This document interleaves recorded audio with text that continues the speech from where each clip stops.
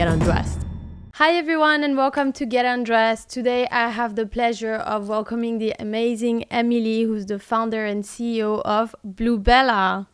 Thank you for having me. Welcome. How are you? I'm good. How are you doing? So Emily, I'm really excited to have you on the podcast because I've heard a lot about the brand. I know the brand as a customer. I actually buy it since quite a long time. That's always so good to hear. I still get really excited when someone says that. So I relate to it. Yeah. And I'm really interested in hearing your story and know basically everything about you and about the brand. So my first question would be, how did you get into fashion? So, I mean, not the conventional way. You know, I didn't study fashion. I went to university. I studied politics, philosophy and economics. Oh my God, I love that. At Oxford. It's like, you know, I think most people that do that degree go into like law or they try and run the country really badly or something like that. Yeah. So that's the kind of normal route. So it wasn't the typical route, but you know, for me, I'd always loved lingerie, you know, particularly lingerie, actually. I mean, I love fashion to wear and so on. But in terms of my interest, it was the category that really interested me because it's such a emotive part of fashion. It's so tied to sensuality, our bodies, etc. So I was particularly interested in lingerie and I had the idea for Bluebella. So really it was, I had this idea for a brand in lingerie and I decided to give it a go rather than me looking for specifically a career in fashion. Oh, that's amazing. So you actually didn't go to fashion school or anything like that? I literally didn't do it. I knew nothing. I mean, I look back and the amount of mistakes and like, you know, I didn't know what I was doing, which, you know, in some ways can be an advantage sometimes. I think it's best. Sometimes, yeah. and probably if I'd known, maybe I wouldn't have done it. But, you know, I just thought with that kind of, you know, enthusiasm and naivety of youth, thought I would give it a go. That's amazing. And so you just like, you woke up one morning, you were like, okay, today's the day. Had you finished your studies or not yet? So the actual sort of giving it the leap. So I'd graduated from university. I'd moved to London. I was working as a journalist. And, you know, I was researching the idea, kind of writing a business plan around my other job. And I was still kind of, shall I do it? Shall I not do it? And the kind of day it happened, it was the lease on my flat I was renting was coming up for renewal. So I knew that if I signed it for another year, then I would have to keep the day job to pay the rent. Yeah. And I wouldn't be able to start, you know. So it was a bit of a leap of faith that I was like, right, if I don't try it now, I will never try it. Exactly. Yeah. So I basically went into work the next day, handed my notice in, didn't sign the lease, moved back to Nottingham, which is where I'm from, to move back in with my dad so I wouldn't have any major outgoings, which I do not recommend in your mid-20s. Were you like that? I'm going to do lingerie. I'm back. So I just thought I'll give it a year. You know, I had the luxury of a dad that would allow me to move in. I thought I'd give it a year and see how I felt after a year and try it out. So that's how I kind of took the leap.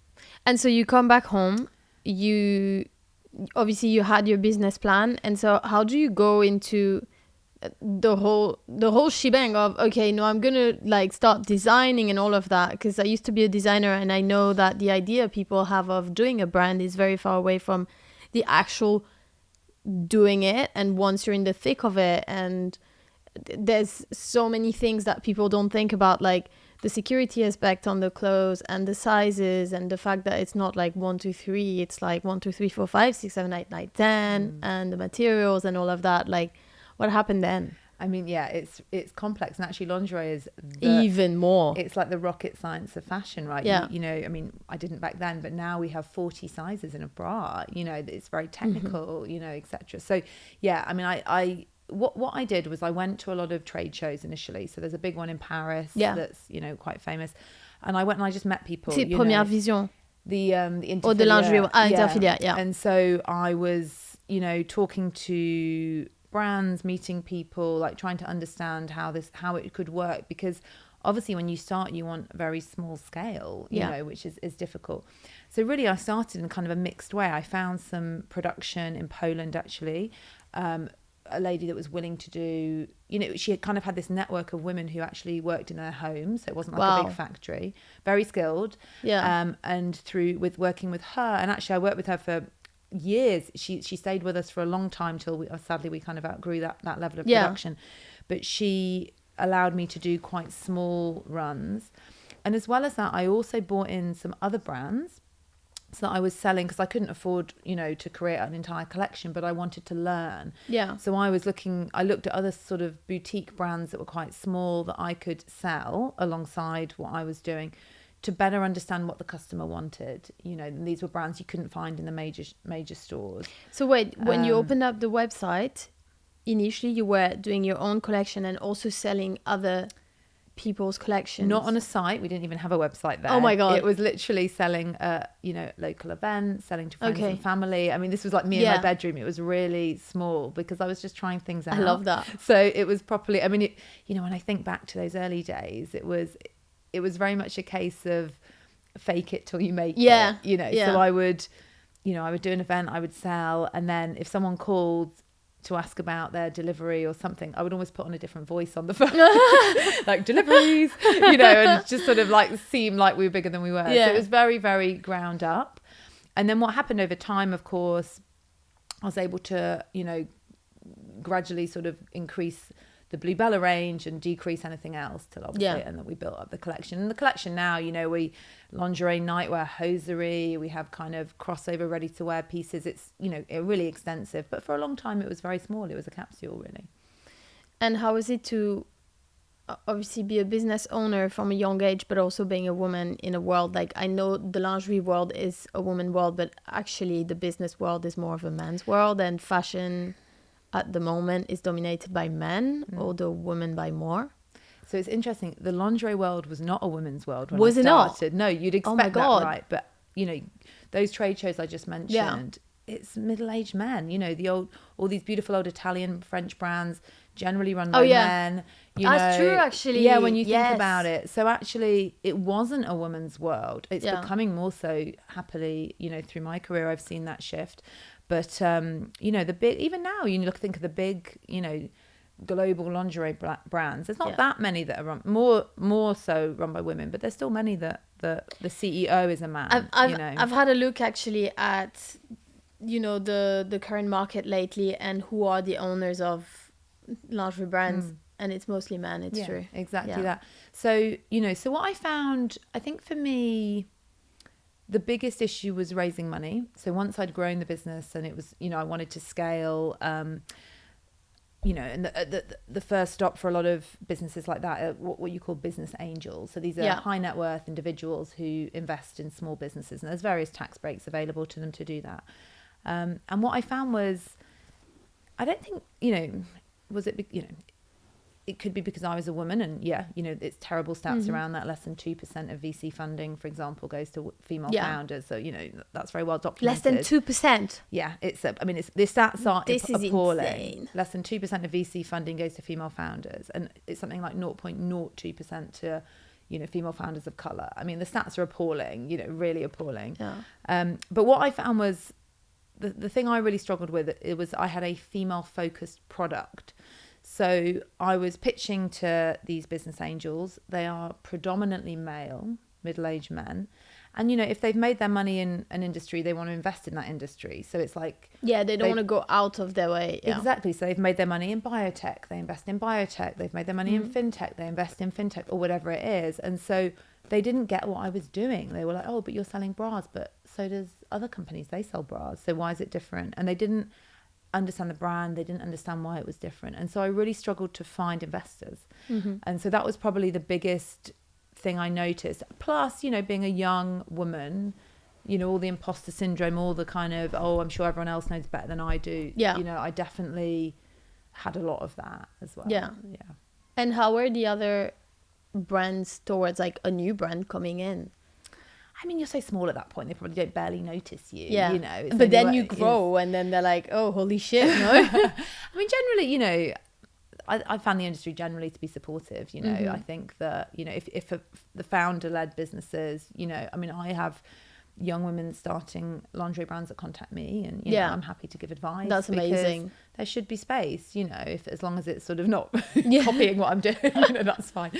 So there's space, and it's a growing market, and I think lingerie has, because lingerie has transitioned into ready to wear, it's underwear, it's outerwear is now so normalized that in theory, it's going to take more of people's dollar, right? Because you're spending on your underwear, but you'll also wear it as a top. So there's space, there's room for good brands with a point of difference. And, I'll always champion brands that I feel are supportive of my values and vision, which I fed into Bluebella, but I think are really important for the industry as a whole. So 100%.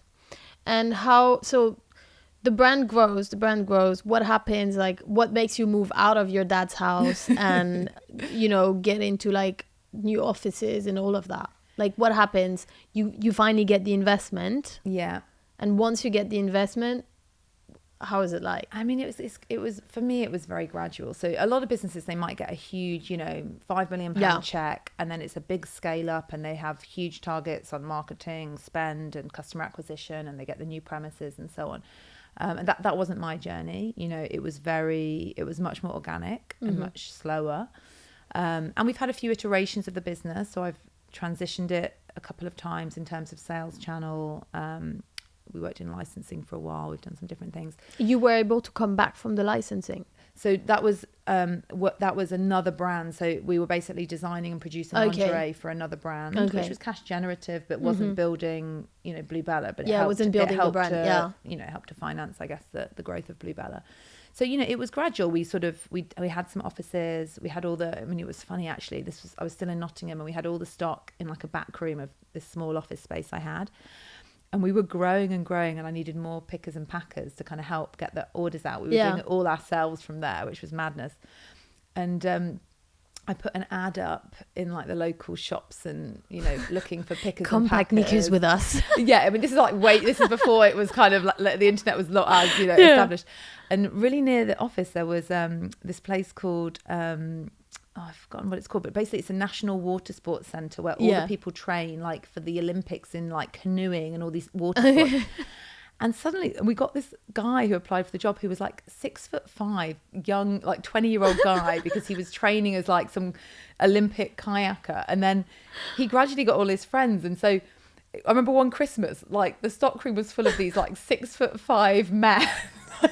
Folding little thongs and putting, I'm sure the customers would have loved to receive one of these guys through the post with the thong. They would have been like, this is great. I mean, it was really funny. So really it was just kind of, I mean, I didn't know what I was doing, right? I was just like, we're getting bigger and we need help. And then at a certain point, it was like, we've outgrown this, we need a professional warehouse. And that's when we took on a 3PL. So we moved all the stock to a third-party logistics company, and then I wanted to move south. I'd only really moved back to Nottingham to start the business, but my heart was in London, and so then we moved the HQ south. So it was sort of a gradual scaling. Yeah. And in terms of production, so now do you still produce in the UK a little bit, or in Poland? Like, where are you? I mean, we produce various places, not in the UK. The reality is you can't produce at our price point in the UK. Yeah. Now, I know that, people might say you can. You can if you sell it for 600 and you only need to produce 300 pieces. If you want to retail, we're sort of in that premium mid-market space. It doesn't add up. And I know because we've looked really carefully at it, because we would love to. We would love to do that. So... that's sadly not available to us.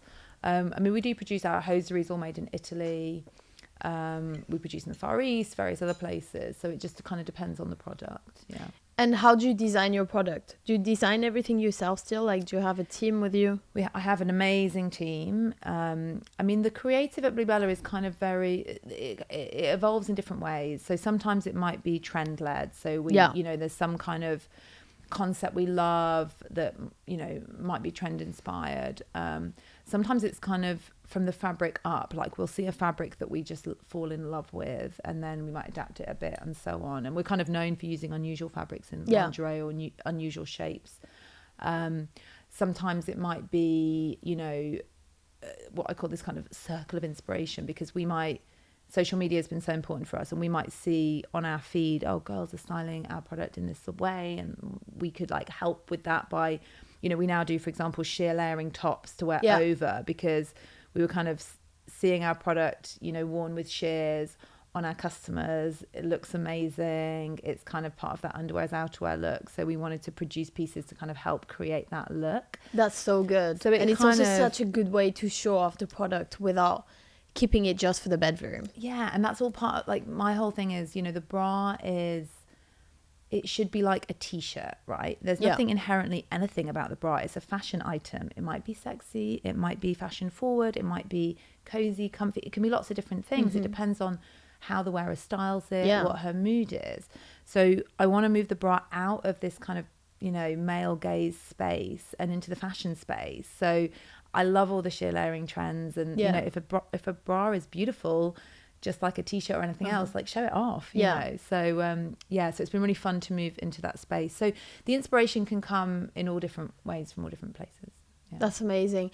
It's funny because when I was in high school, I used to actually wear bras on top of my t-shirts, and I would be told off, and then I would be like, that's just a top on top of the t-shirt, and it would be like, you're a stylist now, so and it would be like, that's not acceptable. I was like, well, it is acceptable in my world.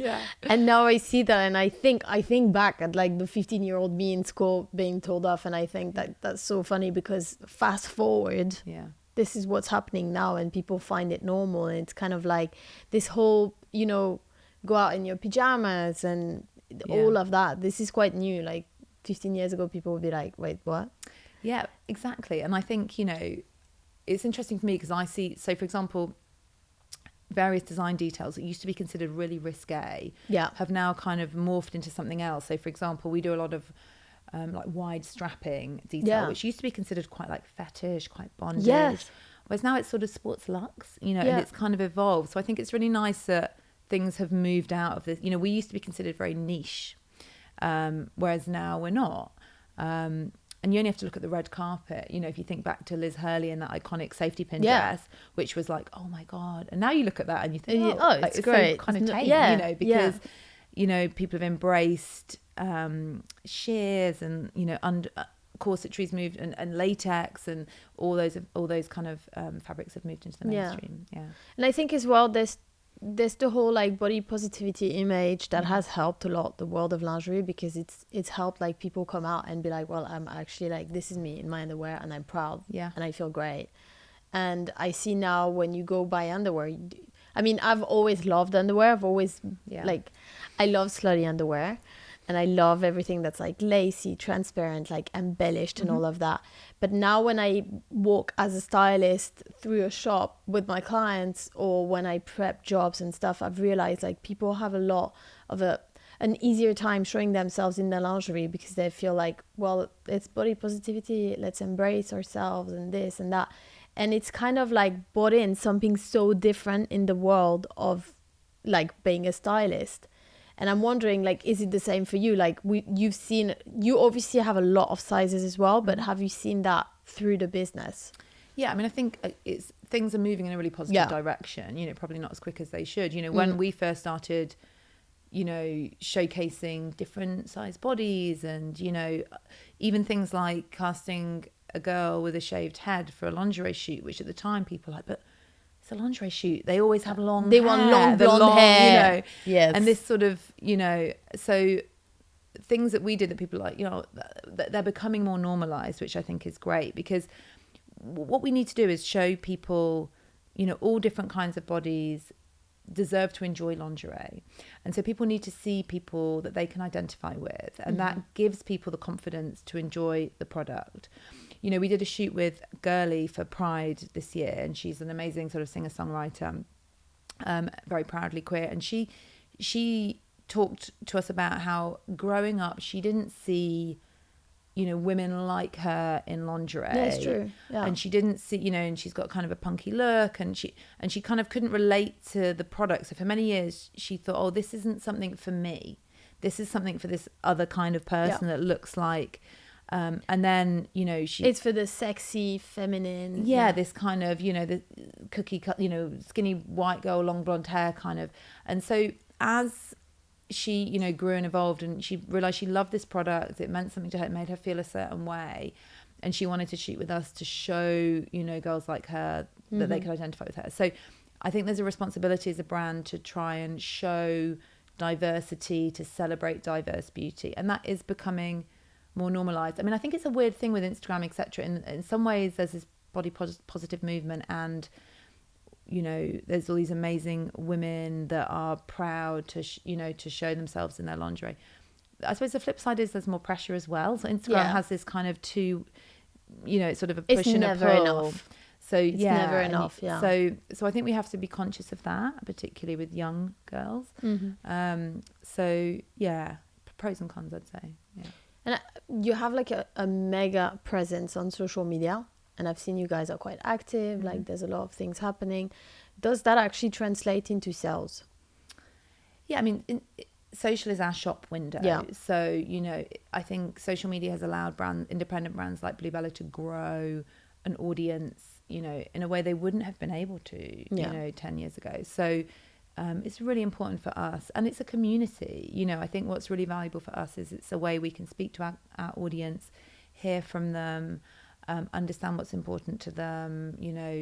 We've done a lot of campaigns where we showcase them, and can connect to them. In the pandemic it was such a crazy time, but we decided to put together the world's largest fashion show, and we got hundreds of women to video themselves like strutting in their Bluebella, and we cut it all together as a fashion show, and it was a real sense of community amongst those women at a very difficult time when everyone was kind of locked in their homes. So I think it's a really powerful thing. I think for a brand, I don't think you should think of it just as a sales tool, because I think that then it's kind of inauthentic, and all you're thinking about is what do I put up to get this, to get that. Whereas actually it's a lot more than that. It's a community. It's two-way. You speak to the customer, they speak to you. There's responsibility attached. And it's also about conveying your values. I mean, we do things on social regularly that are deeply uncommercial, which we lose followers over. Really? Yeah, but we do it because I believe in it and it's important. What makes you lose followers, for example? I mean, you'd be amazed. It's things like, if we post girls with body hair, if we, people get offended by the weirdest things, that's natural hair on a woman. it's like the least offensive thing I can imagine. But do you get people commenting like, this is awful, unfollowing? Some people, but I think but that's why it's important to show that, right? Yeah. Because it's like, well, it's the reality as well. It's real life. And we do a lot around gender. We're very happy to post, male looking bodies if they want to celebrate themselves in lingerie. Great. I personally believe that if we celebrate the femininity in men, it will help us as women towards gender parity. That's something I believe very strongly. So I'm very happy to showcase beautiful men if they enjoy women's lingerie. Great. But some people find that offensive. They don't understand that. So and also the causes we raise money for, and so I think if you are a commercially led business, you just probably wouldn't do any of those things. But Bluebella for me is a mission led business, as well as we sell products for sure, but it's also about sharing our view of the world with our female audience, and that's really important to me. Yeah. So actually social media is more of a tool to direct a message than do a sell. Yeah, I mean, obviously we want people to buy things. I'll be lying if I sat here and didn't. Of course we do, but it's not just that. Yeah. That would be very shallow and surface level. It's a lot more than that. And so how is it when you do collabs and stuff like that? Obviously, like we work together with Camilla over the summer for Becky Hill for Glastonbury, which was quite a moment for us because she was like, I want this. And she was so proud of wearing it. She also, she also wore Ashish with the rest of the look, which was really exciting for us because Ashish obviously did something with you. But how is it when you do a collab with another brand, and B, when you collab with a musician or you do a custom for someone? Like, what's it like? Is it all you? Like, how does it happen? I love the collaborations. I mean, I think we've done, so from a design perspective, when we've collaborated with other designers, generally we've done it because we want to go into a space that isn't kind of part of our handwriting. Yeah. And so we kind of want to work with someone who owns that space, who is brilliant at it, who inspires us. So Ashish, for example, who you just mentioned, obviously the king of sparkle, all about embellishment. We don't do, that's not really kind of part of Bluebella's day to day, but we wanted to do something in that space, and who better to work with than Ashish? And it wasn't just the design, it was also, Ashish is very aligned to our values. He talks a lot about society and politics, and and he's in East London and all those things. So it was a very kind of natural collaboration. Or more recently with Ashley Williams, we don't really do much print. That's not really something we do day to day. I love Ashley's prints. They're just so witty and clever and subversive. That's 2 invites for one of for her shows ages ago. Ah, great. Yeah. So you know what I'm talking about. So for us, it was we wanted to put some prints into nightwear and a few pieces of lingerie, and we didn't want to do the class. Prints can be very classic in nightwear. And that's not Bluebella. So we wanted to work with a designer who really could do something really interesting. So working with Ashley was perfect because she's all that and more. So I think the design collaborations are generally from that. That's kind of the impetus. With celebrity, I think it's when I get really excited. I mean, I'm massively fangirl people. That's often the self-esteem who is the face of our Valentine's collection this year. I mean, I'm just obsessed with her, and I saw her at Glastonbury, and I was already slightly obsessed with her. I just loved her message.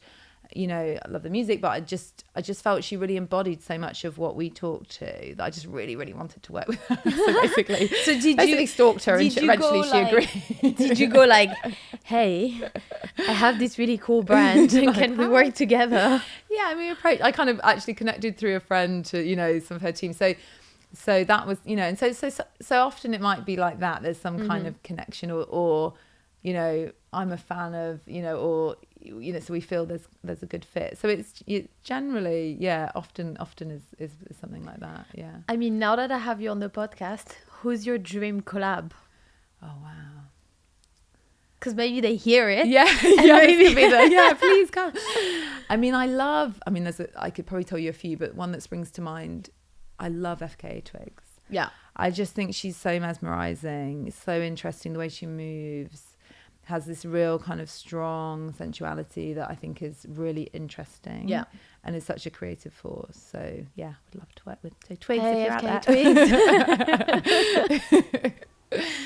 I want to move more on the day-to-day basis, and I want to know how much do you actually design or talk creative through the day, and how much is admin?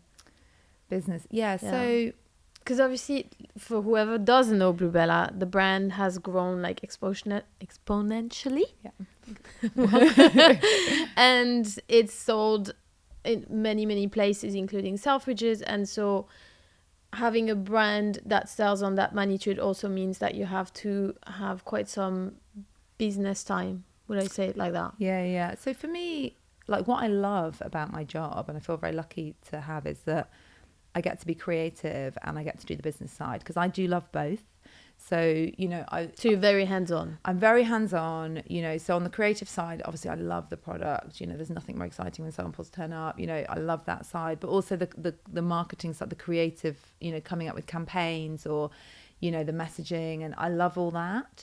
And I still do a lot of that. I'm very, I think like most founder-led brands, you kind of hold the brand tight to you. So I'm very much in that. But I'm, I studied economics. I like numbers. I like the sort of business development side and the numbers side. So my role is very, very split, and I love that. So I would say, I don't proportionally, it would vary a lot week to week, month to month. Have you had a lot of people approach you and be like, hey, I want to either be an investor in this, or I want to buy over the brand? Because I guess this happens once the brand is quite successful as well. What happens is, so I've done 3 rounds of investment, and we've been profitable now for a while, so we don't need to raise any more money, thank goodness. But when you're raising money, it's really hard, and you're out, and then as soon as you don't need the money, everyone wants to give you money. Really? That's what happens. So once you're profitable and growing nicely, everyone's like, would you like some money? And you're like, I would have liked some a few years ago. So that's just the way it is. So yeah, we get approached by investors, but we're working. I've been really happy to kind of, the last raise we did was a crowd fund, which was and I've been very happy to kind of be able to grow the business or self-fund the business since then. So you see yourself, you see your baby growing and growing and staying with your baby for a long time. I think I still, it's hard to say what will happen in the future. Right now, I still feel I'm learning so much, and that's what I like. So, things, we're in new markets, working new categories, the industry's changing a lot. So it's still a real learning curve. And also as more senior people join the business, I learn a lot from them. So I still feel very, you know, I'm not bored. I'm still very interested in what we're doing and so on. So whilst that's the case, I'm very happy. I think amazing. There might come a point where I feel either that I'm not adding enough value or I'm not learning, and that might be the time to, you know, to do something else. But certainly for the foreseeable future, I'm very happy. And have you thought about launching like a baby brand? I mean, when I say a baby brand, I don't mean lingerie for babies. Like everybody's gonna be like, "Oh my god!" No, like beautiful I mean nappy like covers. that would sell. That would sell. Yeah. That would actually sell. When I say a baby brand, I mean like a sister brand of Bluebella. I mean, not, you know, we're exploring categories within Bluebella. So we relaunched our nightwear business recently. We've got some exciting launches next year. So we've got new categories coming within Bluebella. But no, I don't feel the need to do another brand, because I think what Bluebella stands for, what the brand is about, can expand beyond sort of core lingerie. So there's a lot of space there to be creative. Yeah. And I think it's also because it represents so many different type of persons. You have the growth behind it, which makes it really interesting. Yeah. Have you had any like, oh my fucking god, this is a fuck up moment? Oh my like, god, so many. So what's been your worst one production wise? Like, and when I mean production, I mean like you receive the samples or they go into store and you're like, it's not selling. Or I mean, I've had I think it's really important to be honest about how, you know, how challenging the journey is. And I always say to people starting out, you know, that, and I think women are particularly good at sort of admitting this, is that, you know, it's not a smooth ride. And actually, I think being an entrepreneur basically means you've got the ability to kind of constantly fall flat on your face but get up again. It's the getting up again that's key. You know, the falling flat on your face is inevitable. So there's been loads of moments. I mean, production wise, we don't really get, I mean, we certainly don't now. Obviously we've got so much, you know, QC in place, and so much, you know, things wouldn't slip through that had a production fault now, and it's been like that for a long time. But you do have delays. I mean, you have things like the Suez Canal's shut, or the bad weather, or the boat's gone missing, or the you know, we have that still happens, and that's the a boat's nightmare. Gone missing. Maybe not the whole boat, but often the carton's gone missing, and you know, things just sort of disappear, or there's, you know, there's some delivery man somewhere in beautiful lingerie we can't deliver. So we get a lot of that now. In the early days though, on the production, it was harder because we didn't have the, you know, the QC and all the things we have in place. And, you know, I mean, it was more things like, you know, I remember we had this body which looked amazing, but it was just too rigid, right? So to get in it, you would have to like, you know, you'd have to like be a contortionist to get into this body. But hilariously, actually, because it was so beautiful, people did persevere to get in it. No way. Because it was like, it looked so good. So, you know, things like that wouldn't happen now, obviously, because we've got the team. But, you know, back in the day, And have you done campaigns? You finished a campaign and you're like, this is so not right. We've done shoots where, I mean, sometimes that happens, you know, where you with all the best intentions, something just goes wrong on the day. I mean, that doesn't happen so much now, but I remember earlier, because obviously everything's very, you know, meticulously planned. But I remember when, you know, in the early days, well, actually I'm saying that, but actually I'm just remembering this year. Not long ago. I'm just thinking, what was the last drama? But I remember actually the self-esteem shoot, I just mentioned her. The van with all the props got stolen the night before the shoot. So the props guy had got all the props for the shoot in a van, and it was in the van overnight, and the van got stolen. So he woke up in the morning. In the morning, we were like, we have nothing. All we have is a studio. So the whole concept, that was really stressful. That's like wipe up a new concept. Calling around, trying to like pull things in. I mean, thankfully, Rebecca, self-esteem, the way she moves, she doesn't need props, right? That woman can hold a shot, you know. So actually, in a way, it worked out fine, because less was more. We didn't, you know, the concept was probably more complex, but she doesn't need that because she moves so beautifully. She's got this real presence. So actually, it was fine, but that was stressful.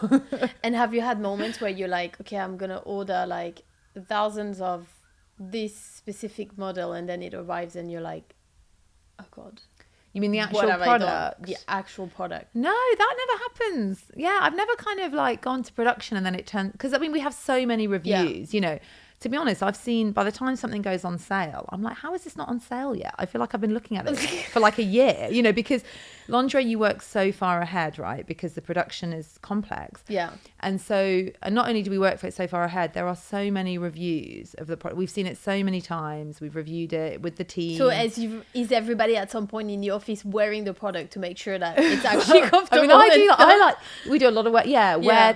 So really you've kind of, you know, the product inside out. So it's never something goes to production and you're like, you know, sometimes you get surprises. You think, oh my God, it's amazing, and it doesn't sell, or you think, oh, it's really niche, we'll just buy. I mean, we did that recently.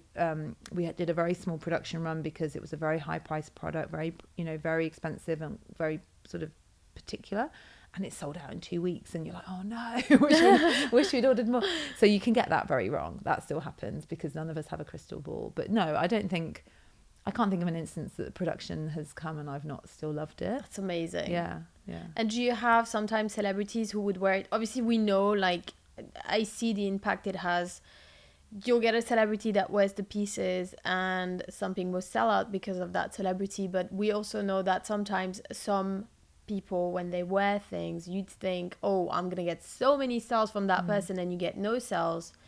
And then you have someone who maybe has less following but has like a more of a loyal fan base, and the fan base is connecting more with what the person does, and then instantly you sell out on something. Have you had those moments? Have you had the moment of like, oh shit, so and so wore that and now we're sold out? Like, yeah, it definitely doesn't always correlate how you think. You know, we were on the cover of Sunday Times Style with a set, and I thought, wow, but then people don't necessarily, you know, it depends what mind frame people are. They in a shopping mind frame when they're seeing that celebrity or that cover or whatever it is? So yeah, it can really vary. And I definitely think those sort of smaller, you know, more kind of micro influencers, it's generally more authentic. Their followers are more engaged with what they're doing. So, and people connect maybe a bit more sometimes because they find it's a bit more real. Yeah, exactly. So you can get really good results from, so you need a bit of both. I mean, the celebrity stuff is great. It's kind of top of funnel. It helps get the brand out there. But then you also need, those kind of micros as well, I would say. Yeah. And so what's the plan for Bluebella for the... I mean, I'm not going to say the end of the year because it's December and it's done and you've already planned the next summer collection and everything. But what's the plan for the next year? So, as I hinted, we've got some really exciting launches next year. So, some new categories that we're dipping our toe into, which I'm really excited about. So watch this space for that. And then, we've got some great campaigns. I'm really excited about the product. You know, I genuinely feel every season we really move it on. And so, I just can't wait for some of the collections that we've now sort of signed off coming through. And then international, you know, the US is our biggest market now. So, is it? Yeah. So we're growing really well over there. So I really love getting out there and sort of understanding that and building on that. I'd love to do a bit of physical next year, pop-ups. We're looking at that. So, I mean, that's the thing, being kind of a digital brand. We don't get to meet the customer physically enough. Yeah. We did the stylist show a couple of weeks ago and I loved that. I love meeting the customer, hearing their stories with the lingerie. Yeah, I just love it so much, and we want more of that. And also to showcase the product, because people can't feel how amazing it feels, how soft it is. They can't, you know, get that kind of tactile impression of the product online, however beautiful the images are. So I really want to kind of, you know, we're obviously in Selfridges and various other stores, but to have the whole collection with our imagery, the whole thing. And in your space as well. Yeah, so I'd really love to do that next year as well. I love that. Yeah. Well, Emily, thank you so much for coming today. It was a real pleasure having you. And it's also, I think, very interesting to, have a business owner, a woman, but also learn a little bit more about lingerie, because I think it's a world that people don't really know. Actually, I've got one last question. Sure. For everyone that wants to do a lingerie brand, what's your best advice? You're like, don't do one. No, I wouldn't say that at all. Look, I would say, I mean, this I guess would apply to anyone launching a brand more generally, not specifically lingerie. I think you have to really believe in it it's not easy, and that's, I like to be kind of honest about that it's, it's a hard slog. So people that think, oh, you work for yourself, that means you can, no take time out, and no. those early days, it's really hard. So what sustains you is because you really believe in it, and you really, you really, understand the gap you're filling, what your message is, or the product. If you really believe in that, that will sustain you through the difficult parts. So I would say that, having that belief. And if you don't have that belief yet and you're not sure, test it, take 6 months, or, do it around your other job, or, see if you can build that belief and then take the leap. Yeah. I love that. Thank you. Thanks for having me. Thank you. Guys, thank you so much for watching. You can find Bluebella on bluebella.com, on Instagram, and you can also find it in quite a few stores actually, no? Yeah, so here in London, Selfridges or Phoenix or Flannels, or in the US, lots of stores, Nordstrom, Victoria's Secret, Bloomingdale's. Oh my God, everywhere. Yeah. Love it. Thank you so much for watching Get Undressed. I hope you liked this episode. Please give us a review, a comment, ask us question. We can also go back to Emily and get more answers. You can find us on Spotify, YouTube, Apple, and then you can find me on social media, Adele Kani, and ask all your questions. Thank you. Bye.